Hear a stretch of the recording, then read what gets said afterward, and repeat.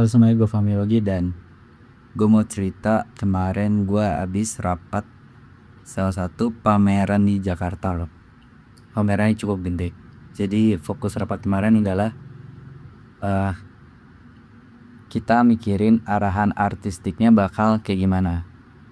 Kalau di bahasa kesenian tuh apa visi artistik lah ya. Jadi jangan sampai pameran ini tuh cuma sekedar kita jalanin lalu ya udah gitu aja gitu. Tapi juga perlu ada satu goal yang jelas, apa yang mau dikejar, apa yang mau diusahakan, dan apa yang menjadi concern kita semua. Karena dengan menentukan goalnya mau kemana, kita jadi tahu harus bagaimana gitu. Selain itu juga kita bisa mapping kebutuhan uangnya itu berapa untuk semua produksi pameran tersebut. Jadi di brainstorm kemarin tuh kita dapetin apa ya, landasan artistik yang mau kemana itu base-nya dari isu akhirnya yang disepakati. Karena yang perlu kita tahu adalah untuk menentukan arahan artistik sebetulnya nggak cuma tentang isu, tapi juga bisa jadi kita ngomongin tentang material tertentu. Misalnya kayak tanah liat. Jadi kayak semua karyanya fokus terhadap tanah liat, lalu ngebahas sejarah tanah liat itu gimana, terus pengimplementasiannya kayak gimana di konteks seni rupa kayak gitu-gitu. Nah, tapi di brainstorming kemarin kita akhirnya setuju base dari arahan artistik ini atau visi artistik itu kita berangkat dari persoalan-persoalan, yaitu isu. Kenapa kita mutusin akhirnya mulai dari isu? Karena implementasi yang menjadi karyanya itu bisa menjadi beragam. Kayak semua seniman itu bisa memakai berbagai macam material selama gagasan dari karya tersebut itu masih berbanding lurus gitu dengan apa yang ingin kita sampaikan dalam suatu pameran tersebut. Anjing capek. Lalu di sini kita dapat sekitar 7. Walaupun ini masih bakal dirapatin lagi karena yang kita butuhkan itu satu arahan artistiknya. Ditambah lagi pas meeting kemarin cuma ada sekitar 6 atau 7 orang, itu gue lupa. Sementara kayak isi anggotanya itu bisa 40 ke atas. Jadi isu yang pertama yang cukup menarik untuk kita bahas adalah ini konteksnya Jakarta ya.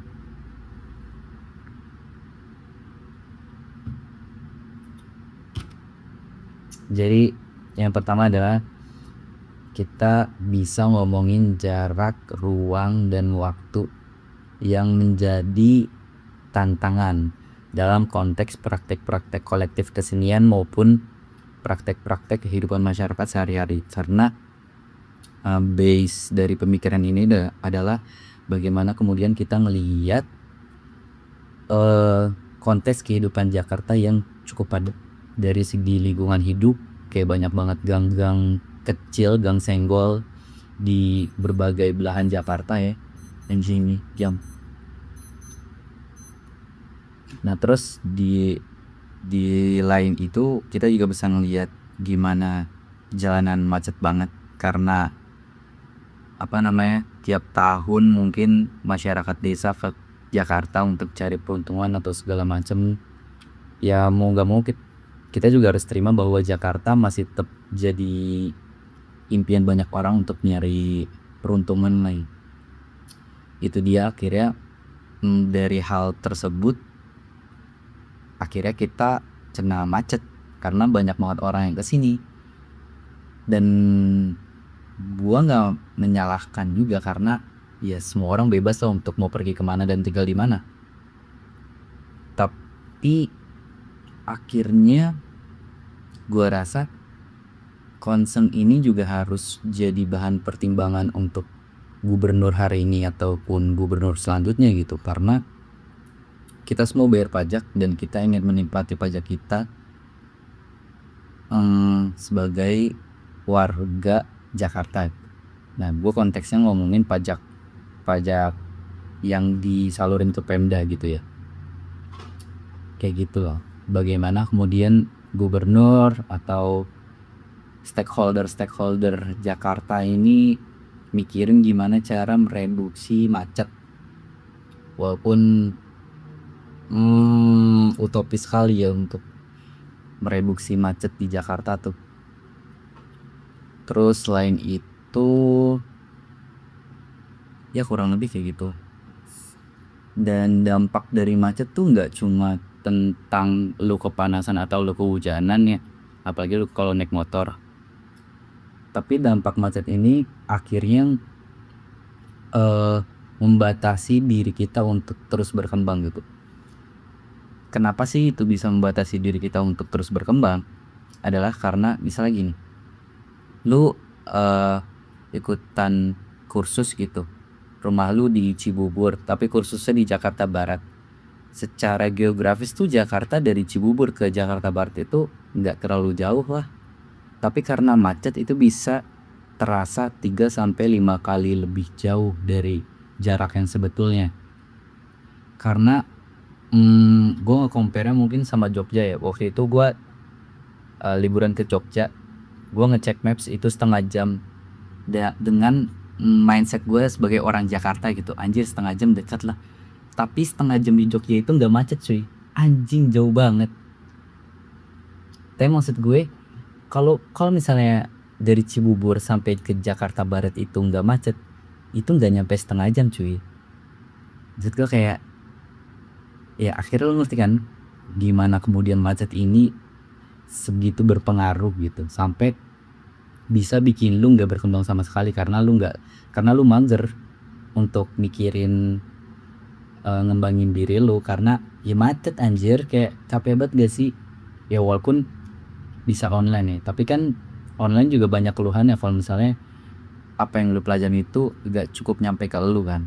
Itu kan yang kita keluhin, mahasiswa keluhin pas pengajaran COVID di 2020, 2021, 2022, which is gue juga termasuk kayak fuck lah anjing online, kurang lebih kayak gitu. Kalau ngomongin jarak, ruang, dan waktu yang jadi tantangan. Nah di pas lagi ngebahas ini juga yang jadi concern adalah udah deh kayaknya itu doang. Terus setelah itu yang kedua itu, ini gua kemarin ngeliat artikel siapa sih, Kompas yang ngebahas tentang working poor, yang kerja banyak tapi nggak kaya. Gua rasa salah satu ini by the way ini gue menyarankan untuk ngebahas ini karena mau bagaimanapun ekonomi di Jakarta itu digerakkan oleh masyarakat menengah, which is teman-teman yang kerja 9 to 5 Senin sampai Jumat, yang tiap hari lu lihat desek-desekan di KRL, desek-desekan di Transjakarta. Mereka semua itu yang jadi penggerak utama ekonomi di Jakarta gitu. Karena dari gaji mereka yang gak seberapa itu, mereka harus tetap ngebelanjain. Akhirnya terjadi perputaran uang gitu. Karena ya gaji segitu, saving paling berapa sih? Kayak anggaplah UMR, bayar puasan 1 juta, makan 1,5 juta, masih nyokap 1 juta, jahit masa lu kagak nongkrong, kagak jajan sih, yang kayak gitu-gitu. Ya paling bisa saving paling banyak tuh dari UMR 1 juta lah, paling dikit-dikitnya 200.000. Tapi kan sisanya kan untuk perputaran ekonomi ada di Jakarta kan. Makanya kalau misalnya lu nggak sebel sama korupsi, lu nggak sebel sama MBG, lu aneh sih. Maksud gua kayak semua itu kan uangnya dari pajak. Pajak itu nggak cuma tentang lu bayar tahunan, tapi pajak juga ketika misalnya lu beli di Indomaret, lu beli jajanan di warung, itu ada pajaknya cuy. Karena gue nyebutnya tuh itu pajak tidak langsung ya, karena dari pabrik itu bayar pajak. Pabrik menciptakan jajanan-jajanan kita. Jajanan-jajanan itu dilempar ke warung, hasil dari dia ngelempar ke warung dapat uang itu dia harus bayar pajak ke negara. Which is secara nggak langsung kalau kita membeli cilok sekalipun itu kita membayar pajak 0, sekian persen. Terus kalau misalnya lu ngerasa lu nggak ngerasa kita penting untuk mantau pemerintah gimana mereka nggunain duit APBN atau duit pajak dan lain-lain, lu aneh sih. Kayak anjing, itu duit kita goblok. Ya, oke. Nah, balik lagi ke working poor. Kenapa akhirnya working poor ini terjadi? Gue rasa adalah karena ketidakpekaannya pekerja terhadap apa yang dia kerjakan. Salah satu yang paling penting menurut gue sebagai pekerja adalah lu menghitung waktu bukan cuma tentang lu bekerja di kantor, tapi juga lu harus ngitung waktu yang lu pakai untuk berangkat dan pulang kerja. Gue rasa itu bisa jadi salah satu tuntutan atau negosiasi yang masuk akal ketika misalnya lu bekerja di suatu perusahaan gitu. Nah sialnya banyak orang yang nggak ngitung cost berangkat dan pulang kerjanya, which is itu yang bikin mungkin pengeluaran jadi sedikit bocor ya, karena di jalan tuh lu bisa aja membeli sesuatu sehingga ya lu nggak bisa saving anjir. Kayak misalnya nih, gila lu KRL nih dari Bogor ke Jakarta gitu kerja, anjir lu beli cilok, beli apa yang mana sebenarnya secara nominal itu lu bisa beli nasi warteg yang bisa ngenyangin lu sekian jam gitu. Ya gue rasa itu sih, ditambah lagi lu nggak ada negosiasi masalah jarak tempuh lu. Ya tapi lebih dari itu sih anjir, kayaknya gila banget. Maksud gue juga dari perusahaan juga saklek juga, kayak kita bisanya gaji cuma segini, lu mau syukur nggak mau ya udah, kan anjing juga ya. Belum lagi ditambah ada skill gap, perusahaan juga bingung nyari kandidat yang kompeten yang sesuai sama kualifikasinya. Yaitu anjing banyak hal anjir, fuck. Tapi ya udah, selamatlah kita generasi yang gak bakal bisa punya rumah, fuck. Oke lanjut. Selanjutnya ada Jakarta Kota Gombal. Ini anjing sih, maksudnya kayak kenapa akhirnya Jakarta Kota Gombal itu berawal dari plesetan Jakarta Kota Global yang rencananya akan dicanangkan pas 500 tahun Kota Jakarta tahun 2027 nanti.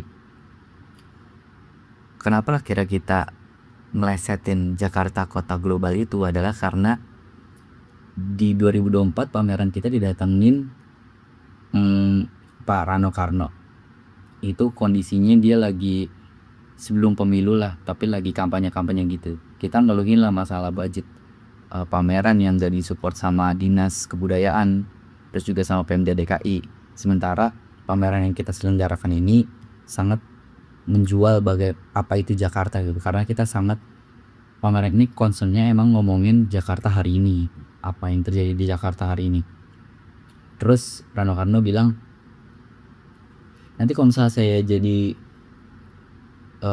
terpilih sebagai gubernur, which is dia wakil gubernur nih, nanti kita bisa ngobrolin tentang bagaimana ini berlangsung ya, kayak gitu.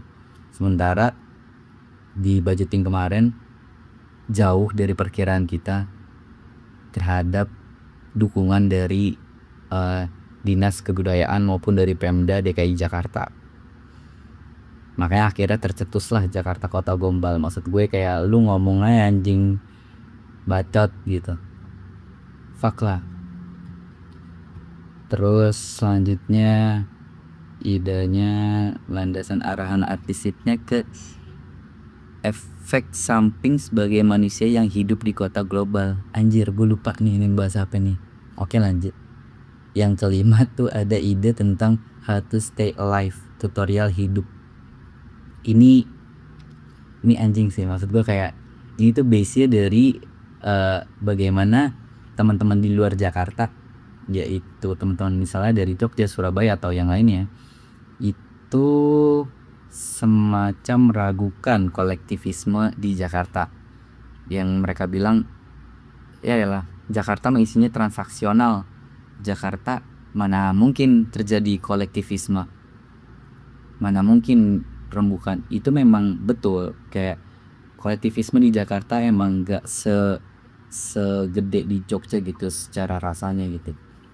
Tapi maksud gue, kalaupun lu hidup di sini, gue juga nggak yakin lu bisa hidup gitu.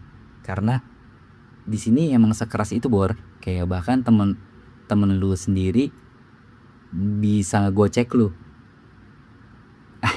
Ngegocek. Ya semua terjadi karena Jakarta itu kota yang cepet ya. Lu tidur lebih banyak sedikit aja lu ketinggalan sesuatu gitu.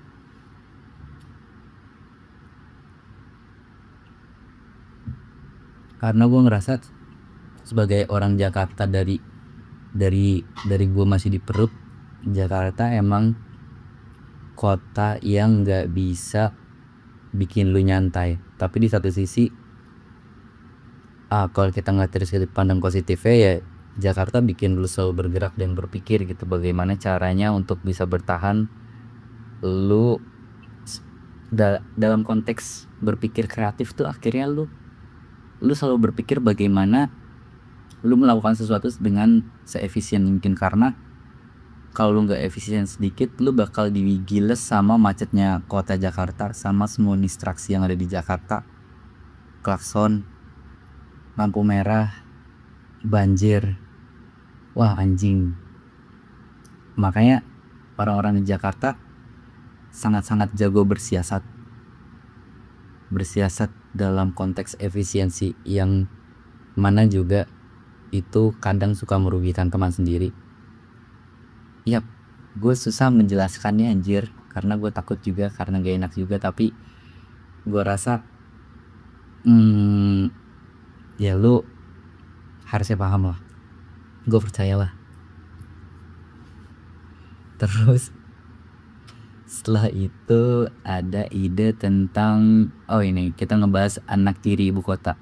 Anak tiri ibu kota dalam konteks ini adalah daerah-daerah di Jakarta yang tidak kayak tidak dianggap bahwa itu bagian dari Jakarta gitu. Karena kemarin dapat cerita bahwa orang-orang asli dari Kepulauan Seribu menganggap kita adalah orang Jakarta. Maksud gue, lu Jakarta men. Dan kenapa lu bisa sampai ngomong kayak gitu? Ya salah satunya mungkin absensi pemerintah, karena gak pernah dilibatkan Kepulauan Seribu itu dalam konteks-konteks yang terjadi di Jakarta. Itu misalnya kayak konteks kebudayaan lah, atau konteks bantuan-bantuan mungkin ya. Dia kayak semacam dianaktirikan gitu. Pokoknya daerah-daerah yang di ujung-ujung banget ya Jakarta, salah satunya adalah kayak Pondok Ranggon. Sementara Pondok Ranggon itu setiap setahun sekali masih tetap ada tradisi namanya kayak sedekah bumi gitu, disebutnya pesta ganceng. Dan gua rasa itu salah satu budaya yang bisa dijual gitu dari kota Jakarta, tapi dia nggak kelirik sama sekali. Terus ada Marunda itu di ujung bangetnya Jakarta, nyerempet Bekasi terus Cakung. Maksud gue kayak banyak budaya-budaya yang di pinggiran-pinggiran Jakarta ini yang masih bisa dikatakan sangat Jakarta gitu, tapi nggak dilirik sama pemerintah kayak gitu. Terus yang terakhir ada refugee dari negara lain. Nah ini gue juga baru dengar nih kata-kata refugee. Ternyata refugee itu kayak semacam masyarakat negara sekelompok masyarakat yang gak punya tempat tinggal. Gimana ya? Ya pokoknya biasanya dia nenda lah, tapi ini refugee negara lain berarti dia nenda di depan kantor imigrasi negaranya gitu apa gimana gitu, gue nggak ngerti lah. Ya pokoknya kurang lebih kayak gitu, kayak gelandangan lah ya, tapi dia negara lain gitu, ya pokoknya gitu. Nah, pertanyaannya kan kenapa akhirnya gue mau bahas ini ya. Gue rasa akhirnya eh gue ngerasa kesenian itu bikin seenggak-enggaknya gue lebih peka terhadap apa yang terjadi di sekitar gue gitu, walaupun secara pelaksanaannya banyaknya gue mengabaikan hal-hal tersebut. Tapi kalau misalnya di compare sama teman-teman yang mungkin cuma kerja, nongkrong, tidur dan lain-lain, nggak usah dibanding-bandingin lah ya. Ya udah pokoknya kayak gitu. Ya udah.